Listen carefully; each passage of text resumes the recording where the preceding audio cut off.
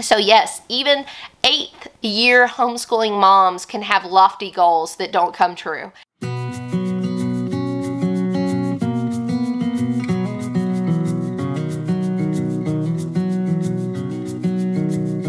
So welcome back. Let's get started with a brief review of things that we chose this year for our homeschool in the way of curriculum and what we thought about them.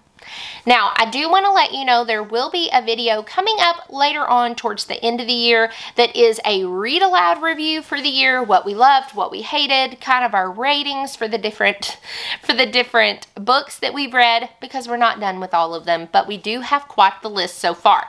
So make sure that you're subscribed so you don't miss that. And let's get started with our year in review. Now, okay, where do we start? Because there's a lot of curriculum, because I have 4 school-age children, but I do want to start with this. If you watched my curriculum videos at the beginning, well, it wasn't at the beginning of the year, it was last year, for this year's curriculum. If you watched those, you may have possibly seen mine on preschool. I had very lofty goals for preschool this year, and guess what? We decided to completely change everything, and one of the things we changed was the fact that our preschooler went to a 2-day-a-week parents' day out at our church, which has a preschool class, and so she went there 2 days a week this year. She really enjoyed it, but other than that, we really haven't done much in the way of formal preschool. We have done some of the Where'd You Learn That curriculum, some of the purely preschool from Where'd You Learn That, and we are currently working through the Get Ready for the Code series, which she really loves, but we are just keeping it fun and super informal and just doing a few pages each day when she's not at her 2-day-a-week preschool. So all of that preschool, all of those preschool notions and ideas that I had big plans for were completely thrown out of the window this year, and so let's just get that out of the way and put that out there. So yes, even 8th year homeschooling moms can have lofty goals that don't come true, and that's one of them. The preschool didn't happen. So now that we have that out of the way, let's talk about the rest of the curriculum. All right, so our main spine of curriculum that we chose this year is My Father's World, 1850s to modern times. Now, this is a wonderful curriculum. It includes history, Bible, literature. We have really enjoyed it. However, we are not using it in its full capacity. Oh, it also includes science. That's the other thing. So we have not used it in its full capacity. We kind of didn't go into great depth with like the state studies and things like that. But the rest of the history, like using Story of the World and the reference materials and the read alouds, we have been doing. So we're using it more so as like a pacing guide this year, and we still really enjoy it, and I still highly recommend it. So there's that. We just didn't do it to its full capacity and everything involved. We don't use their Bible selections. We use like some of the read alouds that they suggest, like the Trial and Triumph and things like that. But as far as like their devotional and things, we don't use that. We actually are using a catechism book that is reformed, from a reformed viewpoint. So we haven't been doing that either. So, but that was always the plan, not to use the Bible portion, because yeah. Anyway, so now let's move on to some of this curriculum. Okay, so My Father's World uses Story of the World, and you all know my viewpoint on this. We love Story of the World. If you want more information about that, or you want to watch a video that I did recently about answering some questions about Story of the World and why we choose to use it, I'll put a link to that down below, as well as some other Story of the World videos too. Other things we have used this year are, for example, Fix-It Grammar. This is book 1. This has since been revised, which I shared the new revisions in a video recently with the brand new level that they released that we have moved into with my oldest. But this is the first level, and we love Fix-It Grammar. It is just a really great way to apply grammar. And yeah, I mean, I'll just link that video down below if you're interested in learning more, but we really enjoy it. So basically it will cover grammar, sentence structure, and also vocabulary, which I really like. And so my son does 2 to 3 days worth in a day, so it moves through pretty quickly. And he keeps a notebook, which now like the pages are starting to come out. He keeps a notebook with rewriting this, as well as keeping a list of vocabulary words. And so it's something that he can do almost completely independently, and we really enjoy. And that's my oldest that's doing that. The other thing in the way of IEW, the company, Institute for Excellence in Writing, which does Fix-It Grammar, as we also introduced the IEW Structure and Style program. And we are using this with the video-led lessons that Mr. Poudois actually teaches in the video. This has been absolutely wonderful. Now, writing can be one of those touchy subjects for whatever reason. Some people don't like to do very structured writing with their kids. Some people do. I personally am one of those people that writing comes pretty easily to. So it's very intimidating to me to try to teach it, because my boys' brains don't work the way mine does with writing. And so it's frustrating and difficult for me to wade through like where to even begin when it is something that comes a lot more easy to me. And so I really like the structure that they use in IEW in teaching just the mechanics of actually writing a paper. Okay, so this is a wonderful program for introducing that. This is the starting level. This is, I think, like 3rd to 5th grade. Obviously, my oldest son is in 6th grade, but we had never done like a formalized writing program. We've always done things that's embedded in our language arts curriculum. And so to begin with, I did this with him this year along with my 4th grader. If you aren't familiar with my channel, my 4th grader actually has dyslexia, so this was the first time that like the formal writing has been involved, and I was a little nervous about it, but he has totally thrived with this program. If your child has dyslexia or something along those lines with processing or whatever, it's really important to have a specific structure to how to do things. And so I think that is why he has really thrived with this program, and it has really knocked my socks off on how well he has done with it. So this is a definite win for us, and we will be continuing to use IEW for next year as well, which I will talk about in future videos. Okay, so the next thing is my 1st grader. She continued using The Good and the Beautiful for language arts. This has been a wonderful fit for her. She is an excellent reader. She got not even halfway and had already finished all the sight word ladders and had already... I don't know. I feel like she's a child that I literally could have just handed a book to and she would have taught herself how to read, which was definitely a blessing. Definitely a blessing. But this has worked extremely well for her. They are revising this.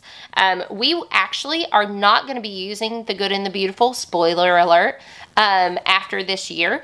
I already have what I'm going to be using with her.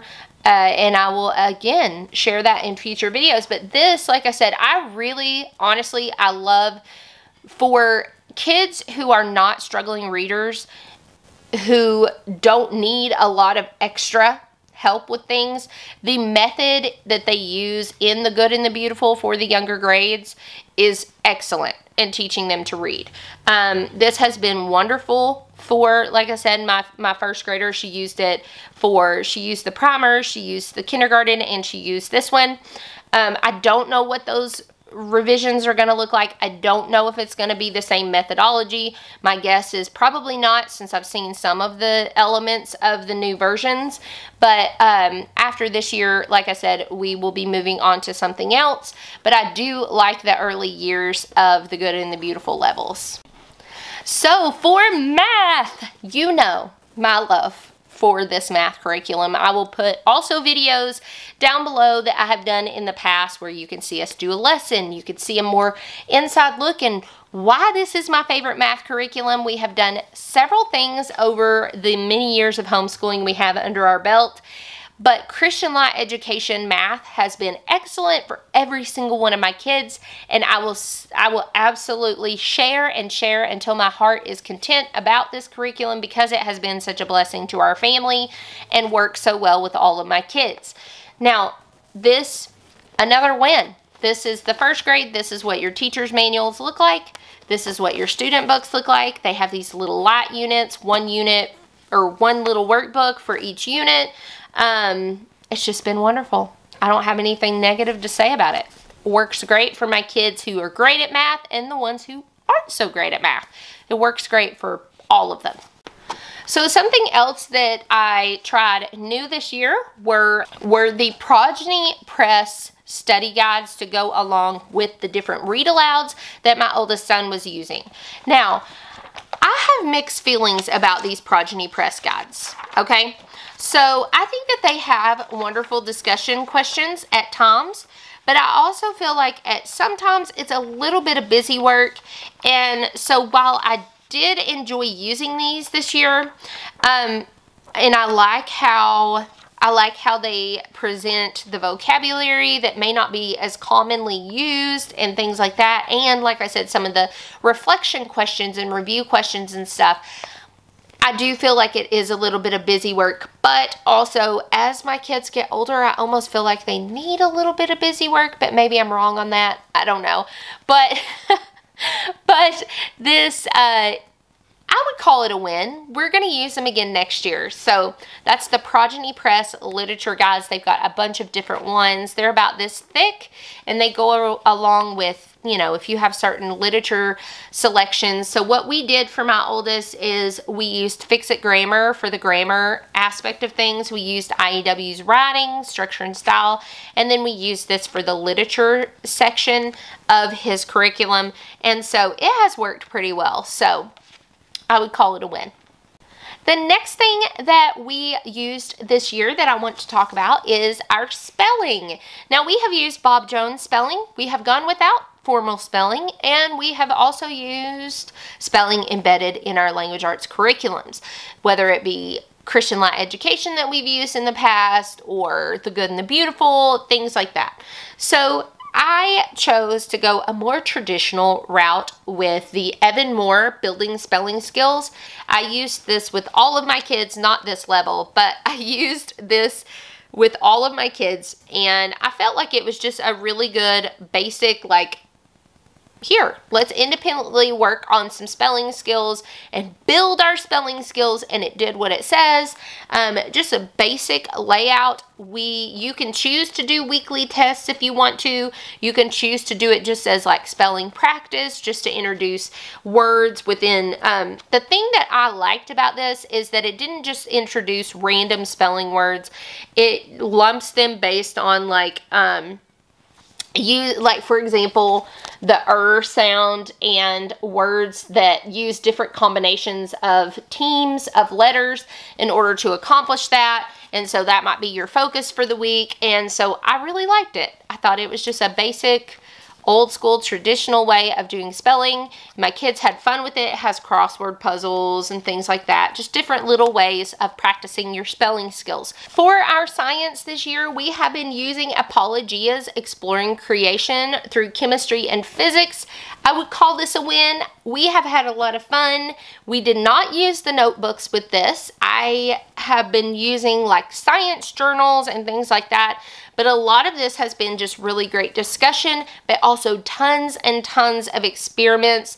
And so I didn't really feel it was necessary to add on the journals with this, but I do think that would make a wonderful addition if you are looking into using this for next year. I would highly recommend this as a great solid science foundation. And so, yeah, another win. So this is something that I used with my second grader. This is Put Out by My Father's World. This is a very gentle Charlotte Mason-ish approach to language arts. And when I say gentle, I mean very gentle, okay?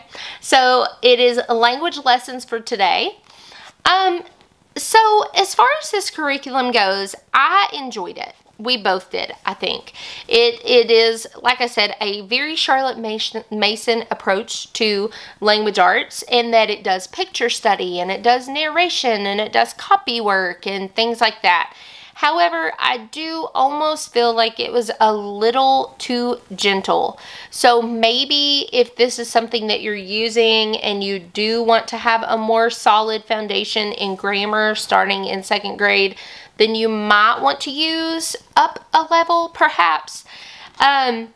We won't be using this next year, but we are going to be using something a little similar, and I'll get into that in my curriculum picks for next year. But I would not call this a loss, but I wouldn't necessarily call it a favorite of mine, but we did enjoy it, and we did have some fun little laughs and things like that at some of the poems and everything. Along with this, we used something that I definitely want to call a win, and I want to share with you guys. So my 2nd grader had, at the beginning of the year specifically, a lot of trouble with comprehension in the way of recalling details and noticing details in a story and even just in a sentence.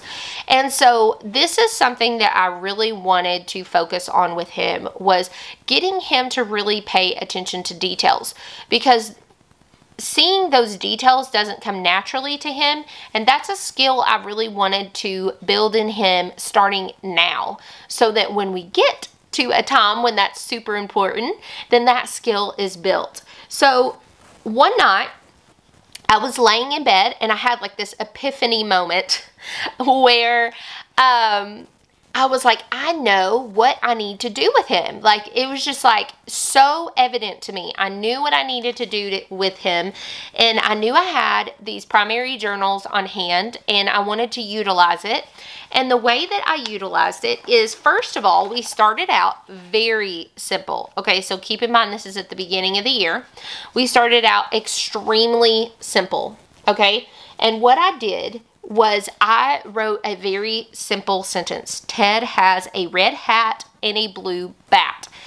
I wrote that sentence there. I had him read that sentence. We talked about what are the details in this sentence. That he has a hat and he has a bat, but more specifically, what type of hat? And he, told me, oh, it's a red hat. And what type of bat? It was a blue bat.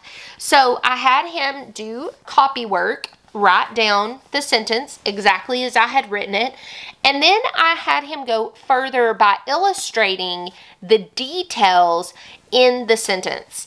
And so this was just something we did each day. So he made sure to illustrate Ted with his red hat and his blue bat. The next time we went a little further, Ted hit the ball with his blue bat. And so he had to make sure that he drew the ball after it had been hit, and also the blue bat. And these are all things that through discussion, he came to the conclusion that he needed to illustrate these details. That was my focus and why I wanted to concentrate on this. After a while, when he got that down pretty well and the sentences became a little more intense, we did purely a dictation exercise where rather than me writing the sentence, I said the sentence and he had to write it.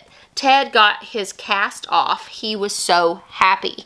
Okay, and so he had to write that and then also illustrate that, and had to make sure he included details of the facial expressions like Ted smiling because he is so happy. And so we did all of this by really discussion and through narration and copy work and things like that. And I feel like this was a humongous win for us. So if you are looking for a way to really engage your child in pointing out and understanding the details in a story, this is something I would highly recommend to you. It has been extremely helpful for us. We went from reading a story and him picking out obscure details or things that didn't really matter much in the story to him being able to really focus and tell me the main points of the story, and then also specific details when prompted to. So this has been a huge win for us. I would highly recommend this for anybody who is trying to really develop those skills in their child. And I just think journaling is a great practice to begin with. And this has created a sweet little book throughout the year about the little guy named Ted. So let's talk about another win. I feel like we've had a lot of wins this year, which is nice. I will tell you there is one thing that we left behind, and that was language lessons for a living education. I was using that with my 4th grader because of dyslexia being an issue. Grammar is something that kind of takes a little bit of a back seat because we are focusing so much on the learning to read aspect of things that grammar comes in later once that is a little more solidified. And so I felt like language lessons for a living education was so like muddled with like adding in so much other stuff, and I just wanted him to have the basics of grammar. And so I ended up purchasing even more skill sharpeners, grammar and punctuation for him this year. And so we ended up using that alongside a more intensive reading program, which has really been the focus for him. And then also the IEW writing structure and style. And so next year, we are at the point now where next year we will be pursuing an actual grammar curriculum, and I'll share more about that in the future curriculum picks videos. So, but as far as reading for him, so last year we used a very intensive program called Pride Reading. At the beginning of last year, he could not read. Like, that's just the basics of it. He could not read at the beginning of last year, not this school year, but the last school year. By the end of the year, he was able to, at a very basic level. And now I am happy to say that he is currently reading some chapter books, which is super exciting. And he has been very, very excited. This year we used All About Reading level 2. Just to make sure we didn't have any gaps or anything since we were coming from Pride Reading. We did not continue Pride Reading, not because it's not a great program, because it's excellent and I highly, highly recommend it. But it is extremely intensive, and while it was very important for us to start our journey to really getting him reading, and it did that for us, and it solidified that for him, I highly recommend it because of that reason. But we were at a point this year where I felt like, and he felt like, this would suffice and still help him to continue on in solidifying the reading process.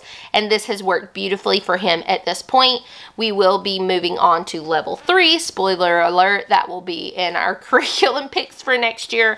But this has been excellent and definitely, I know, a highly recommended curriculum. We have had great success with it, or ongoing success with reading. And so this has definitely been a win. Alongside that, I do want to say this is always a win for us. We have used this since we first started homeschooling my oldest son many, many moons ago. Explode the Code. It's all over the internet. Use it. It's excellent, even if it's just for independent work. The other thing I want to talk about really quick is the morning menus that we added in this year. This has been a definite win for us during our morning time. It just gives us a place to put our verses, to put our hymns, to put our poem of the month that I have been more diligent about doing, and putting any kind of like the Lord's Prayer or the Apostles' Creed or anything like that that we are practicing and memorizing, keeping it all in one place so it's accessible. I have big plans for this next year. I love these. It just gives a place for all of it that we go over in morning time. And so these morning menus really just help keep us more accountable to get everything done that we want to each day in our morning time. So I think that is everything I was going to share today. There's some other things here and there that we have done this year, but for the most part, I think most of what we have picked this year has really been a win, which has been exciting. A lot of this will carry over into next year's curriculum, so be waiting for the curriculum picks video, but we are going to have a few new things, which I'm excited about sharing as well. If you all have any questions, put them down in the comments, and I would love to know, what are some of your wins and losses this year as far as curriculum? Because there's nothing wrong with having those losses, so to speak. I don't even like calling them that. But sometimes we choose things that we have big aspirations about, like all the preschool curriculum that I had, you know, planned and prepared for my 4-year-old that didn't happen, and that's totally okay. But share down in the comments, and I will see you guys on future videos. Thanks so much, guys, and have a blessed day.